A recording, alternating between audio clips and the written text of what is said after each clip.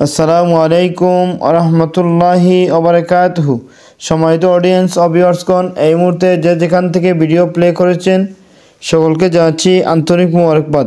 আপনাদের প্রিয় Facebook page ও YouTube channel basic টিউটোরিয়ালের ধারাবাহিক ভিডিও হিসেবে আজকে ভিডিও থাকবে তাহারাত বিষয়ে ষষ্ঠ ভিডিও, অপবিত্র বস্তু মিশ্রিত পানির হুকুম সম্পর্কে। আমি মুসলিম জীবনের প্রথম দিন থেকে ভিডিও আপলোড করে আসছি। আপনাকে আমার ভিডিও দেখার জন্য অনুরোধ জানাচ্ছি। আমার ইউটিউব চ্যানেল ও ফেসবুক পেজ বেসিক টিউটোরিয়াল ঘুরে আসবেন। আল্লাহ যেন আপনাকে দুনিয়া আখিরাতে উত্তম প্রতিদান দান করেন, আমিন ইয়া রাব্বাল আলামিন। আজকের ভিডিও শুরু করছি। অপবিত্র বস্তু মিশ্রিত পানির হুকুম।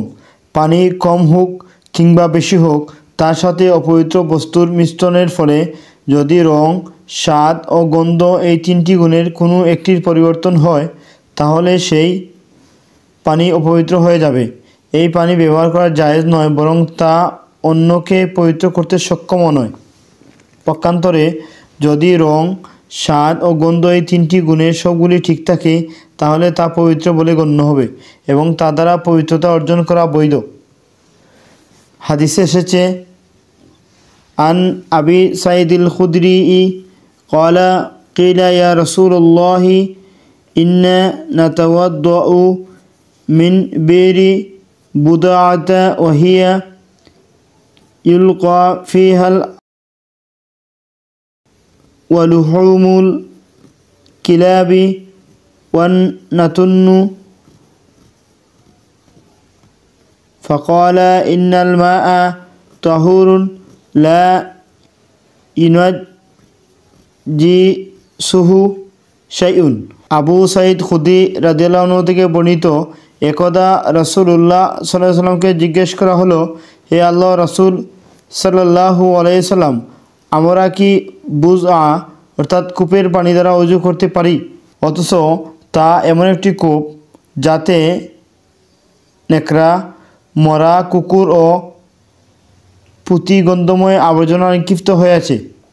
উত্তরে রাসূলুল্লাহ সাল্লাল্লাহু আলাইহি সাল্লাম বললেন, পানি পবিত্র, কোনো জিনিসই তাকে অপবিত্র করতে পারে না। সম্মানিত অডিয়েন্স ও ভিউয়ার্সগণ, আজকের ভিডিও থেকে আমরা যা জানলাম, পানি কম হোক বা বেশি হোক, তার সাথে অপবিত্র বস্তু মিশ্রণের ফলে যদি রং, স্বাদ, গন্ধ এই তিনটি গুণের কোনো একটি পরিবর্তন হয়, তাহলে সেই পানি অপবিত্র হয়ে যাবে। অর্থাৎ পানির প্রধান গুণ হচ্ছে তিনটি: রং, স্বাদ, গন্ধ। এই তিনটি গুণের যদি গুণ ঠিক থাকে, তাহলে পানি অপবিত্র হয় না। আর যদি রং, স্বাদ, গন্ধ এই তিনটি গুণের কোনো একটি পরিবর্তন হয়, তাহলে পানি অপবিত্র হয়ে যায়। সেই পানি দিয়ে পবিত্রতা জায়েজ নয়, গোসল জায়েজ নয়, ওযু জায়েজ নয়। অর্থাৎ পানির প্রধান গুণাগুণ হচ্ছে তিনটি: রং, স্বাদ, গন্ধ। যদি পানির রং নষ্ট হয়ে যায়, স্বাদ, গন্ধ ঠিক থাকে, ওযু জায়েজ হবে না, গোসল জায়েজ হবে না। অর্থাৎ তিনটি জিনিসের কোনো একটি নষ্ট হয়ে গেলে ওযু গোসল জায়েজ হবে না, অর্থাৎ পবিত্রতা করা বৈধ হবে না।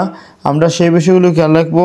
আল্লাহ রাব্বুল আলামিন আমাদের তৌফিক দান করুন, আমিন ইয়া রাব্বাল আলামিন। আসসালামু আলাইকুম ওয়া রাহমাতুল্লাহি ওয়া বারাকাতুহু।